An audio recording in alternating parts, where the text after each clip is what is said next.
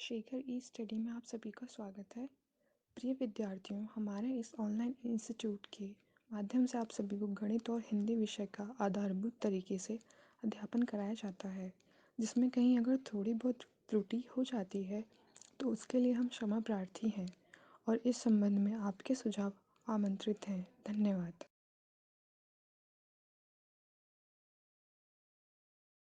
Hello दोस्तों, मैं शेखर स्वागत करता हूं आपका अपने YouTube channel Shekhar study point पर। दोस्तों, यूपी SSC 2022 के अनुसार ग्राफ एवं तालिका आपका चल रहा था, जिसमें हमने पाई ग्राफ को पूर्णतः देख लिया है, बार ग्राफ को पूर्णतः समाप्त कर लिया। ठीक है, आपका रेखा ग्राफ चल रहा था, मतलब तीसरा भाग चल रहा था। उसके बाद तालिका टेबल चार्ट ग्राफ पूर्णतः समाप्त हो जाएगा। ठीक है, बहुत करीब हमने सिलेबस को कर लिया है। सिलेबस कंप्लीट होने के बाद हम प्रैक्टिस सेट को सॉल्व करेंगे। ठीक, आप पीछे के पार्ट बार बार देखने का प्रयास करिएगा। अगर आपको नहीं समझ में आता है तो आप व्हाट्सएप से पूछ सकते हैं या आप कमेंट बॉक्स में भी बता सकते हैं, तो मैं उसको फिर से नए पार्ट में बता दूंगा। ठीक है, जहां आपकी समस्या हो। तो उसी क्रम में आज देखिए पार्ट 12वां होगा, जिसमें हम रेखा ग्राफ से संबंधित प्रश्नों को देखेंगे। ठीक है, तो आइए शुरुआत करते हैं। पार्ट 12 देखिएगा, रेखा ग्राफ से संबंधित पहला प्रश्न है। ध्यान पूर्वक हम इसे देखेंगे और उस आधार पर प्रश्नों का आंसर देंगे। ठीक है, कह रहा है दिए गए रेखा ग्राफ का अध्ययन कीजिए और उससे संबंधित प्रश्न का उत्तर दीजिए। ग्राफ में 3 जिलों में पुरुषों और महिलाओं की संख्या से संबंधित विवरण प्रदर्शित किए। मतलब एक ग्राफ है, इसमें 3 जिले दिए गए। देखिए, जिला 1, जिला 2 और जिला 3। इस तीनों जिलों में पुरुष और महिला, मेल और फीमेल, पुरुष और महिला से संबंधित आंकड़े दिए गए हैं। ठीक है, इतना आप ग्राफ में समझ पाए कि 3 जिले हैं, उन जिलों में पुरुष और महिलाओं से संबंधित आंकड़े दिए गए हैं। ठीक है, जिसमें पुरुषों की संख्या कितनी है, महिलाओं की संख्या कितनी है, यही सब बताए गए आंकड़े में। जैसे यहाँ पे हमने इंगित कर रखा है। देखिए, 100 से 500 की ये संख्याएं दी हुई हैं, उनके बीच में जहाँ पे ये है वहां पे ये संख्याएं लिख दी गई, मतलब आपको देखने में कोई परेशानी न हो। ठीक, तो पूर्णतः ग्राफ आप समझ पाए। अब आइए प्रश्नों को देखते हैं। देखिए, इस प्रकार का जो ग्राफ होता है, उसमें जैसे जिला 1 की बात करेंगे तो देखिए यहाँ पे ब्लू वाला है, नीला वाला है तो वुमेन मतलब महिलाओं से संबंधित है, तो महिलाओं की संख्या 240 है जिला 1 में।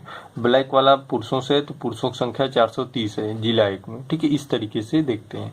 देखिए, पहला प्रश्न है, यदि जिला 1 से पुरुषों को जिला 2 और जिला 3 में से इस प्रकार समान रूप से वितरित किया जाता है कि जिला 1 में पुरुषों और महिलाओं का अनुपात 1:1 हो जाता है, तो जिला 2 और 3 में सामूहिक रूप से पुरुषों और महिलाओं का नया अनुपात कितना होगा।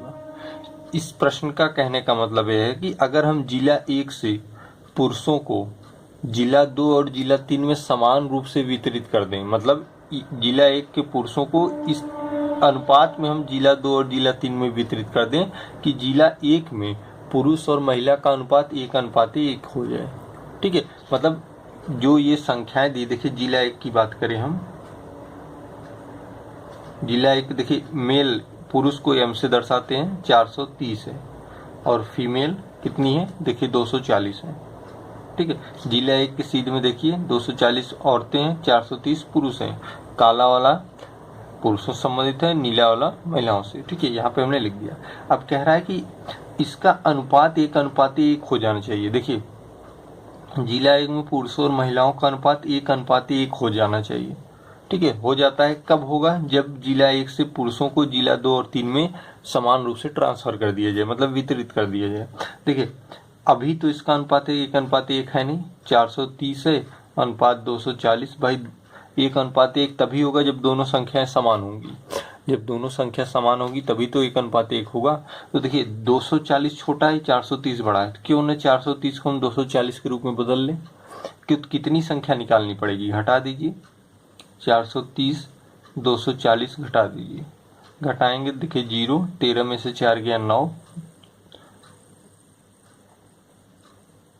3 में से 2 गया 1, 190। मतलब 190 ऐसी अतिरिक्त संख्या है किसकी, पुरुषों की। देखिए m पुरुषों की 190 अतिरिक्त संख्या है जो महिलाओं से अधिक है। ठीक है, इसी 190 को हम क्या करेंगे, ये 190 है। ठीक है, ध्यान दीजिएगा 190 जिला 2 और जिला 3 में ट्रांसफर कर देंगे। जिला 3 में ट्रांसफर। जैसे ही 190 हटा देंगे ये 430 किस में बदल जाएगा, 240 में, क्योंकि हमने अंतर कर दिया है भाई। 430 में से 240, अगर 430 में से 190 आप घटा देंगे तो 240 आ जाएगा। 430 में से 190 घटा देंगे 240 आ जाएगा। और जैसे ही 240 आ गया, 240 हो गया, काट देंगे, अनुपात 1:1 हो जाएगा। ठीक है, ये प्रूफ हो जाएगा। तो 190 को हमने क्या किया, जिला 2 और 3 में ट्रांसफर कर दिया। अब अनुपात क्या हुआ, अब अनुपात देखिए 430 में 190 चला गया तो कितना बचा, 240 बचा। और यहाँ पे पहले से ही महिलाओं की संख्या 240। अब देखिए अनुपात क्या हो गया, 1:1 हो गया। मतलब ये शर्त पूरी हो गई, ये शर्त पूरी हो गई। तो पूछा है कि जिला 2 और जिला 3 में सामूहिक रूप से पुरुषों और महिलाओं का नया अनुपात कितना है। ठीक है, अब आपको जिला 2 और 3 की बात करना है। ठीक है, अब पहले जिला 2 और 3 में पुरुषों की संख्या लिखिए। जिला 2 और जिला 3 में पुरुष, जिला 2 और 3 में पुरुषों की संख्या लिखिए। देखिए जिला 2 में पुरुष कहाँ है, ब्लैक वाले में 250, और जिला 3 में कहाँ है ब्लैक वाला, 350, प्लस 190 कहाँ चला गया, इन दोनों में वितरित हो गया। तो हमने दोनों को तो काउंट किया है यहाँ पे, जिला 2 और जिला 3, तो 190 भी तो आया ना इसमें भाई। इसमें से निकल के 430 में से 90 निकल के जिला 2 जिला 3 में गया ना, यहाँ दिया है ना। जिला 1 से पुरुषों को जिला 2 और 3 में इस प्रकार समान रूप से वितरित किया गया है, तो 190 भी इसमें जुड़ जाएगा। अब इन्हें ऐड करेंगे, देखिए 0, 9, 10, 14, 14, 5, 19, 3, 1, 4, 2, 6, 1, 7, 790 हो गई। मतलब जिला 2 और जिला 3 में पुरुषों की संख्या कितनी हो गई, 790 हो गई। ठीक है, कितनी, 790 हो गई। तो जिला, अब यहाँ पे दूसरा निकाल लीजिए, जिला 2 एवं 3 में महिलाएं, भाई महिलाएं निकाल लीजिए। महिलाएं मतलब नीला से 440 और 180, इन्हें काउंट करेंगे। 0, 8, 4, 12, 4, 1, 5, 1, 6, 620। ठीक है, अब महिलाओं की पता चल गई, पुरुषों की पता चल गई। अनुपात कर दीजिए भाई, अनुपात ही तो पूछा है। अनुपात 790 अनुपाते 620, 0 0 से कट जाएगा, आपका अनुपात क्या आएगा, 79 अनुपाते 62। यही आपका आंसर हो जाएगा, ये आपका क्या हो जाएगा, आंसर हो जाएगा। तो समझ में आया, जैसे जैसे कहा था वैसे वैसे करना था। हमने जिला 1, देखिए यहाँ पे जिला 1 के आंकड़े हमने लिखे, पुरुष और महिलाओं की। अब अनुपात हमको 1:1 लाना है, जाहिर सी बात है 1 को कम करना पड़ेगा क्योंकि संख्या अधिक है। कितना कम करना पड़ेगा, दोनों को घटा दीजिए पता चल जाएगा, 190 कम करना पड़ेगा इसको। ठीक है, ये 430 है। ठीक, 190 कम करके कहाँ जा रहा है, जिला 2 और जिला 3 में जा रहा है, जिला 2 और 3 में चला गया। देखिए इसी कारण हमने यहाँ पे 190 ऐड कर दिया। अब देखिए जब 190 430 में निकल गया, अनुपात 1:1 हो गया, ये चीज तो प्रूफ हो गई। अब आगे जो पूछा था वैसे वैसे हमने कर दिया। ठीक, उम्मीद करता हूँ समझ में आया होगा। ये रेखा ग्राफ संबंधित पहला प्रश्न था। रेखा ग्राफ देखने का यही तरीका होता है जैसे मैंने बताया, इसके सामने के देखेंगे, इसके सामने और इसके सामने। ठीक है, ये आंकड़े आपको बताए गए हैं, बहुत आसान होता है, कोई दिक्कत नहीं होगी। आइए अगला प्रश्न देखते हैं। देखिएगा अगला रेखा ग्राफ से संबंधित प्रश्न है। दिया गया रेखा ग्राफ वर्ष 2017 और 18 में एक प्रिंटिंग प्रेस कंपनी द्वारा बेची गई विज्ञान, कला, हिंदी, गणित और अंग्रेजी की पाठ्य पुस्तकों की कुल संख्या हजारों में दर्शाता है। ग्राफ का अध्ययन कीजिए और निम्न प्रश्नों का आंसर दीजिए। ठीक है, ये पूरा आपका ग्राफ है। देखिए यहाँ पे बेची गई पुस्तकों की संख्या हजारों में, 5000, 10000, 15, 20, 25 ऐसे से 45000, ये हजारों में संख्याएं दी गई। नीचे पुस्तकों का नाम है, यहाँ पे देखिए नाम भी दे दिए गए, एस से साइंस, ठीक है, ड्राइंग, हिंदी, मैथ, इंग्लिश, यहाँ पे 3, 2, 5 पुस्तकें दी गई हैं। ये आंकड़े 2017 से 2018 के मध्य के हैं। ठीक है, साइंस के सामने देखेंगे 20, 35, ड्राइंग के सामने 25, 40, हिंदी के सामने 25, 30, मैथ के सामने 26, 36, इंग्लिश के सामने 20, 32। ठीक, अब आइए प्रश्नों को देखते हैं। ग्राफ समझ पाए क्या दिया है, पुस्तकों का यहाँ पे बेची गई पुस्तकों की संख्याएं दी गई हैं और कितनी पुस्तकें हैं, कौन कौन सी हैं, उनको दिया गया और उनके आंकड़े यहाँ पे बनाए गए हैं। ठीक है, तो उम्मीद करता हूँ समझ में आया होगा। देखिए एक चीज यहाँ पे लिख लीजिएगा, ये ब्लू वाला, नीला वाला क्या है मैंने भूल गया, नीला वाला 2017 का आंकड़ा है और लाल वाला क्या है 2018 का। ठीक, इसे लिख लीजिए, नहीं तो आप समझ नहीं पाएंगे कि नीला और लाल कौन सा है। ठीक है, मैं लिखा नहीं, हो सकता है स्किप हो गया होगा। नीला वाला जो है वो 2017 का है, ये लाल वाला 2018 का है, क्योंकि 2 ही वर्ष दिया है, 2017 से 18। ठीक, समझ में आया। अब आइए देखते हैं वर्ष 2017 और 2018। ठीक है, वर्ष 2017 और 18 के बीच किस विषय की पुस्तकों की बिक्री में सर्वाधिक गिरावट आई है। मतलब 2017 से जब 18 की तरफ चलेंगे तो ऐसी कौन से विषय हैं जिनकी पुस्तकों की जो बिक्री है उसमें गिरावट आई है। देखिए 17 की बात करें नीला वाला, तो यहाँ से तो ग्राफ उठा है, फिर एक बार यहाँ गिरा है किसका, मैथ का, फिर 32 उठ गया है। ठीक है, पूछा है 17 से चल के 18 में, जब 18 को आप देखेंगे यहाँ तो ग्राफ उठा, लेकिन यहाँ देखिए डाउन हो गया। किसकी अपेक्षा, 17 की अपेक्षा। देखिए किसकी बात कर रहा है, हिंदी की बात कर रहा है। हिंदी को आप देखिएगा, ये हिंदी है। ठीक, हिंदी का ग्राफ इसी के सीध में देखिए, ये इसी के सीध में हिंदी का ग्राफ देखिए। 17 में हिंदी का ग्राफ उठा है, 30 गया है, लेकिन 17 से 18 में आप चलेंगे तो हिंदी यहाँ पे गिर के 25 आ गई है। मतलब एक तो हिंदी में गिरावट हुई है, हिंदी में, एक तो हिंदी में गिरावट हुई है। ठीक है, 17 से 18 के बीच की बात हो रही है। ठीक है, क्योंकि 17 से 18 के बीच के आंकड़े के देने का है, 17 और 18 के बीच। ठीक, तो एक तो हिंदी में गिरावट हुई है। दूसरा देखिए यहाँ पे देखिए 17 में तो ये नीचे था, लेकिन 18 में ये ऊपर चला गया, उठ गया। गिरावट की बात किया है तो 17 में देखिए यहाँ था, लेकिन 18 में देखिए और डाउन हो गया, यहाँ आ गया।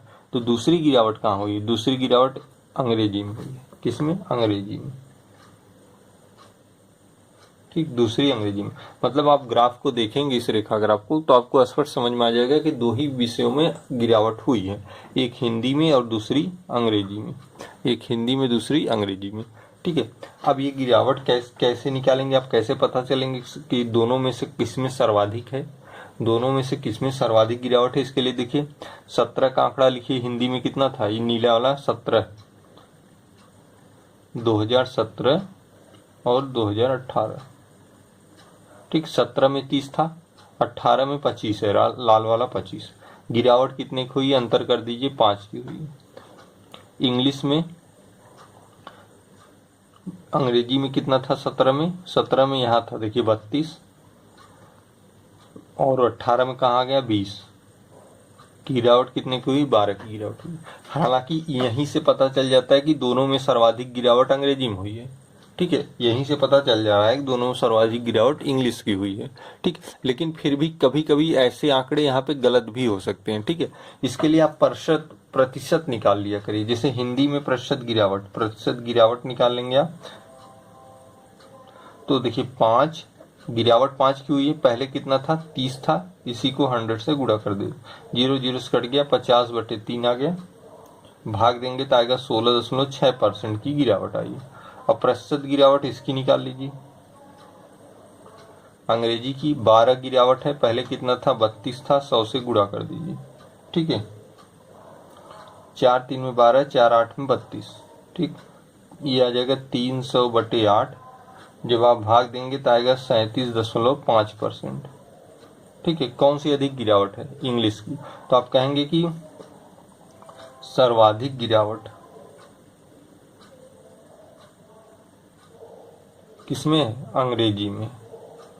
ठीक, सर्वाधिक गिरावट अंग्रेजी में, तो आपका आंसर अंग्रेजी। हालांकि ये यहीं से ही दिख रहा है कि अंग्रेजी में सर्वाधिक गिरावट है। ठीक है, तो आपका आंसर क्या हो गया, अंग्रेजी हो गया। इस तरीके के प्रश्नों को ऐसे ही सॉल्व करते हैं। उम्मीद करता हूँ समझ में आ रहा होगा आपको जितना बताया जा रहा है। ठीक है, रेखा ग्राफ का दूसरा प्रश्न था। आइए रेखा ग्राफ का अगला प्रश्न देखते हैं। देखिएगा अगला प्रश्न है, ये भी रेखा ग्राफ से संबंधित है। दिया गया आरेख 2 कारपोरेट निकायों ए और बी द्वारा वर्ष 2015 से 18 तक अर्जित प्रतिशत लाभ को दर्शाता है। यदि ए का व्यय रुपए 60 लाख था तो 2018 में ए की आय रुपए में कितनी थी। ये जो ग्राफ दिया गया है, रेखा ग्राफ, ये 2 कारपोरेट निकायों ए और बी का है। ठीक है, जो नीले से है वो ए है, जो रेड से है वो बी है। ठीक, कितना समझ में आया। ये आंकड़े 2015 से 18 के बीच के हैं और ये कारपोरेट निकाय ए और बी के जो अर्जित प्रतिशत लाभ है, ये प्रतिशत लाभ है जो आपको आंकड़े दिख रहे हैं, 45%, 65%, ये सारे क्या है, प्रतिशत लाभ। प्रतिशत लाभ को दर्शाता है, मतलब 0 से लेके 80 तक। ठीक है, अगर कह रहा है कि ए का व्यय 60 लाख है, मतलब आपका प्रश्न कह रहा है कि ए का व्यय कितना है, 60 लाख था, ए का व्यय 60 लाख था, तो 2018 में ए की आय रुपए में कितनी है। देखिए यहाँ पे ए का व्यय 2018 को ही मान के गणना किया जाएगा। ठीक, तो पूछा कि 2018 में ए की आय, 2018 में ए की आय आपसे पूछा है कि क्या होगी। ठीक, तो देखिए 2018 के आंकड़े की बात किया है, तो 2018 यहाँ पे है और इसके ऊपर ए ब्लू से है, बी रेड से है। ठीक है, केवल और केवल ए की बात की गई है, अर्थात हम इसको देखेंगे क्या है। पहले हम यहाँ पे देख लेंगे कि 2018 में ए द्वारा अर्जित प्रतिशत लाभ, अर्जित प्रतिशत लाभ,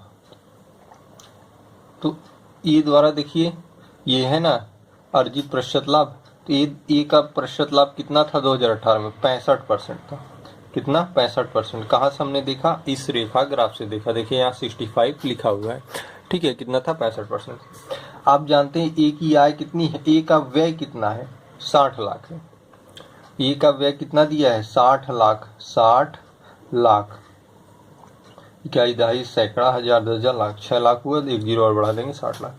अगर हम इसी का 65% निकाल दें तो हमें एक द्वारा अर्जित लाभ का संख्यात्मक मान पता चल जाएगा। भाई 2 जीरो से कट गया, गुणा कर दीजिए, 1 2 3 4 6 5 में 30, 6 36 37 38 39, मतलब 39 लाख जो था ये ए द्वारा अर्जित लाभ था। क्या था, अर्जित लाभ, किसके द्वारा, ए द्वारा। ये संख्यात्मक रूप में आ गया, यहाँ पे प्रतिशत में था, यहाँ पे संख्यात्मक आ गया। ठीक है भाई, देखिए ये जो आपकी ट्रेडिंग होती है, इसमें आप कोई चीज व्यय करेंगे तभी आप उसको लाभ कमा के उससे आय कर सकते हैं अपनी। ठीक है, मतलब इसमें पहले निवेश किया जाता है, व्यय किया जाता है आपका, अपना कुछ जाएगा तब उस पर आपको आय होगी। ठीक, तो आपने अर्जित लाभ कितना पाया, 39 लाख पाया। आपका व्यय कितना था, 60 लाख था। ठीक, आप जानते हैं आय बराबर क्या होगा, आय कैसे होगी, जब आप व्यय के साथ जो जितना आपने व्यय किया उसमें आप लाभ जोड़ेंगे तो वही आपकी आय हो जाती है।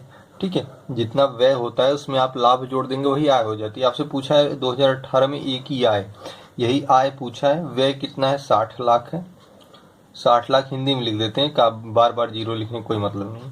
ठीक है, लाभ कितना है, देखिए 39 लाख है।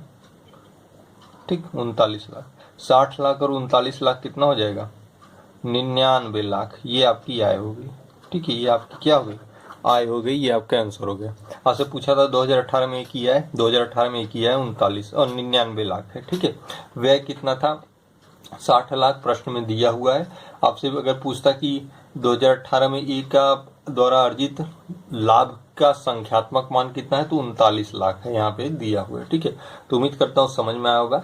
जहां भी आपको दिक्कत हो आप पूछ सकते हैं कमेंट बॉक्स में, या स्क्रीन पर व्हाट्सएप नंबर चलता है वहां भी पूछ सकते हैं। ठीक है, तो ये रेखा ग्राफ से संबंधित आज का पहला पार्ट था, और बेहतर तैयारी के लिए आप बार बार इसे रिवाइज करते रहिएगा और ग्राफ और तालिका को। उम्मीद करता हूँ इससे बाहर कुछ नहीं आएगा, आपका 20 नंबर पूर्णतः तैयार हो जाएगा। ठीक है, और मैथ भी आपका चल रहा है, उसे भी आप देखते रहिए। आज के पार्ट में फिलहाल इतना ही।